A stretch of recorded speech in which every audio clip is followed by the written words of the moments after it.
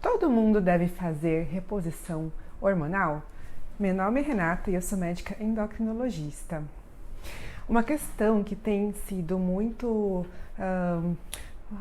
evidenciada hoje em dia é sobre essa questão da reposição hormonal ser realmente necessária para todo mundo, já que há uma associação muito grande em todos os meios de comunicação e na crença das pessoas de que se elas não repuserem o hormônio, elas vão estar sendo prejudicadas ou elas não vão estar no seu máximo vigor físico, então elas deveriam fazer reposição hormonal.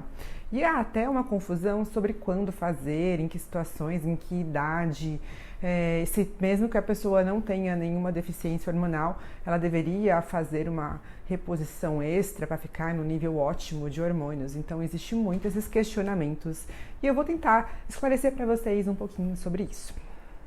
É importante entender que, para os homens, por exemplo, a reposição hormonal ela é indicada quando há deficiência do hormônio. Né? Então, quando o homem tem uma deficiência de testosterona, ele pode repor essa testosterona para corrigir. Mas, é claro que, mesmo assim, existem indicações específicas, que, por exemplo, se ele tem uma deficiência leve de testosterona, mas ele não tem nenhum sintoma, é questionável quanto de benefício ele vai ter com essa reposição, se ele não tem nenhuma complicação que poderia ser beneficiada com isso também.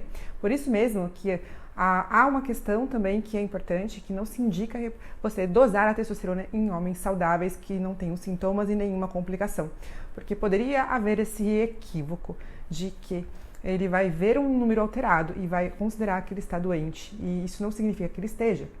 E por que isso acontece? Os hormônios eles não funcionam de maneira igual em todo mundo e eles também não são estáveis, eles têm variações muito grandes ao longo do dia, ao longo dos dias, dos meses, dos anos.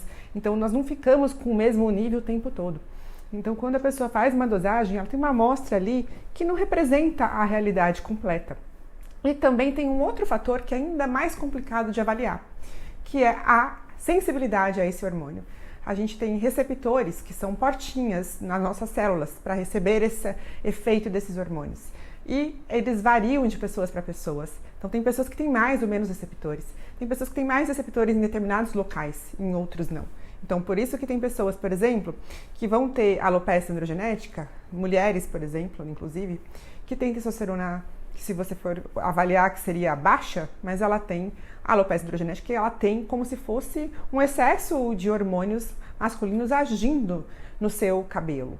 E isso acontece porque ela tem uma sensibilidade aumentada a esses hormônios, ela tem bastante portinhas recebendo esse hormônio, então ele acaba mesmo em pequenas quantidades fazendo um grande efeito. Isso acontece no homem também, então tem homens que vão ter o nível de testosterona limítrofe, né, mais baixo, um pouquinho mais perto do mínimo, e vão ter uma resposta muito maior do que algum homem que tem um nível de testosterona próximo do máximo, que é na média, né? Porque esses níveis são estimados pela média da população. Então, isso pode acontecer. Então, existe grande confusão a respeito disso sobre a indicação da reposição.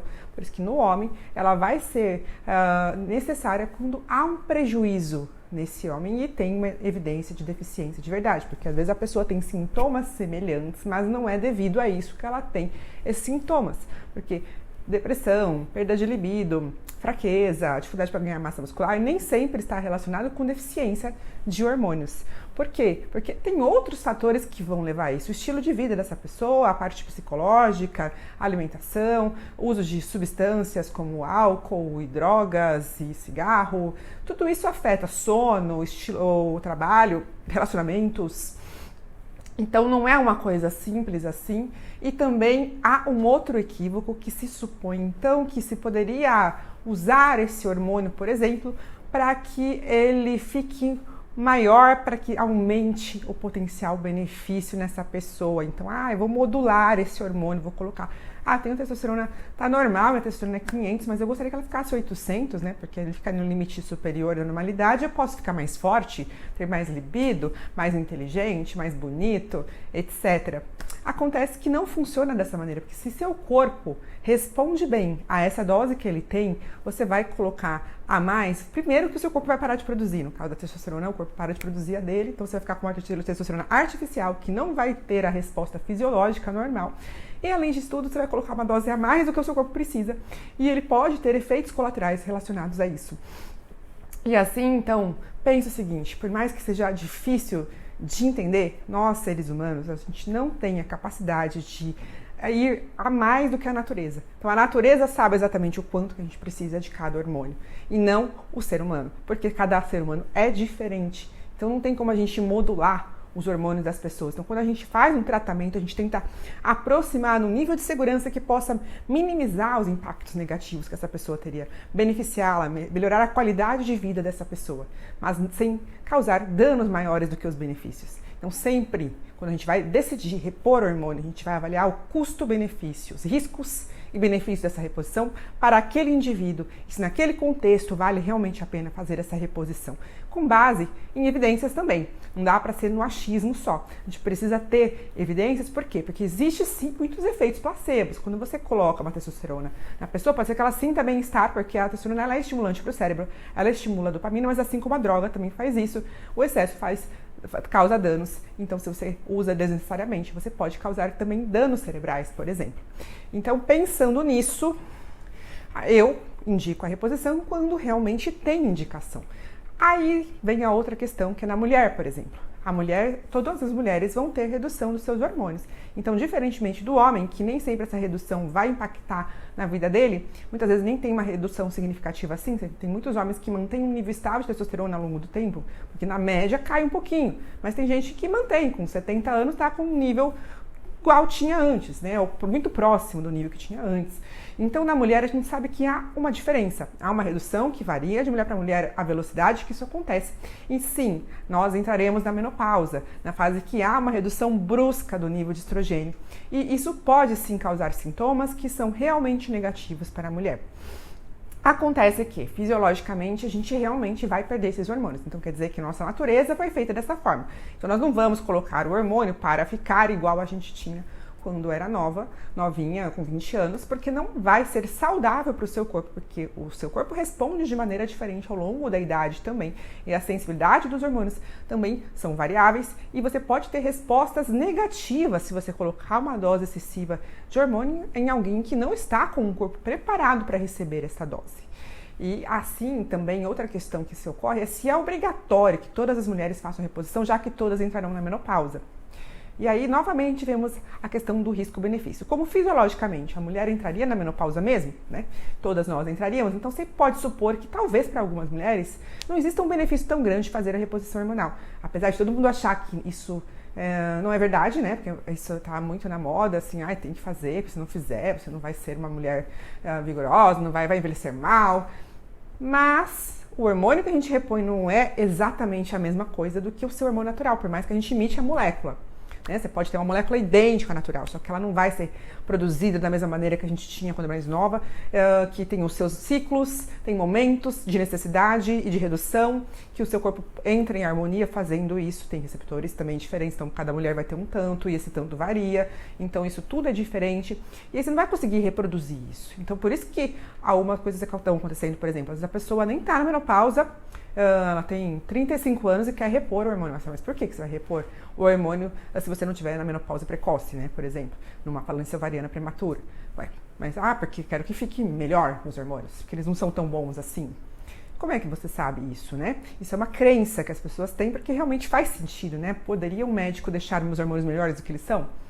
Pois, porém, não poderia, né? Porque a gente não conseguiria fazer isso. Então, as indicações são bem específicas. Quando você usa, por exemplo, progesterona, uma mulher mais jovem muitas vezes usa de maneira terapêutica para tratar uma doença do endométrio. Uma mulher que tem uma deficiência por uma razão, uma doença que está causando uma deficiência, tem ovário policístico e não está menstruando, então pode ser considerada essa possibilidade, porque há um desequilíbrio, há uma patologia que está causando isso, então você trata repondo ou colocando uma quantidade de hormônio que vai ajudar a beneficiar algo. Então você pesa o custo-benefício, o risco-benefício e fala, não, nesta mulher isso tem benefício, então a gente vai fazer esse tratamento. E a reposição é a mesma coisa. Se a mulher não tem sintoma nenhum da menopausa, e algumas mulheres não têm, tá? Não é todo mundo que vai ter sintomas, tem vários fatores que influenciam o estilo de vida. A mesma coisa que eu falei do homem, acontece com a mulher. Se a mulher não tiver um estilo de vida saudável, pode ser que ela tenha mais sintomas. Se ela não faz exercício, ela vai ganhar mais gordura abdominal. Se ela se alimenta mal, se ela toma bebida alcoólica com excesso, se ela não dorme, se ela está estressada, se ela não está bem no relacionamento, tudo isso vai afetar a libido. Então, é óbvio que ela pode ter sintomas que não são só por causa do hormônio. A depressão pode piorar? Pode piorar, mas você pode ter depressão por vários fatores. Então, não garante-se que se você repuser o hormônio vai causar uma melhora nessa depressão 100%. Tanto que não é uma indicação específica de você repor hormônio só por causa de um quadro de depressão específico. Né? Depende, são contextos que a gente vai avaliar para fazer essa reposição. Até porque tem pessoas que vão ter contraindicação de reposição, tanto no homem quanto na mulher. E por que eles têm contraindicação? Porque eles têm algumas condições que o hormônio pode ser prejudicial de um ponto que não compensa o benefício. Porque o risco torna-se maior que o benefício. Você pega uma mulher que já teve um infarto, na maioria das vezes você não vai poder fazer isso, porque o infarto é um fator que pode ser agravado com o estrogênio. Você pode ter uma recorrência, por exemplo, de um evento cardiovascular. Porque quando você já tem placas de gordura no seu corpo de maneira expressiva, né, de maneira significativa, o estrogênio pode instabilizar essa placa e piorar e você ter um evento novo. Né? Um AVC, a mesma coisa. A questão da trombose também tem essa questão, o câncer de mama, tanto no homem quanto na mulher, câncer de endométrio. Então, tudo isso tem que ser avaliado. Às vezes não vai valer a pena fazer essa reposição, porque, como eu disse, não é exatamente igual ao seu hormônio natural.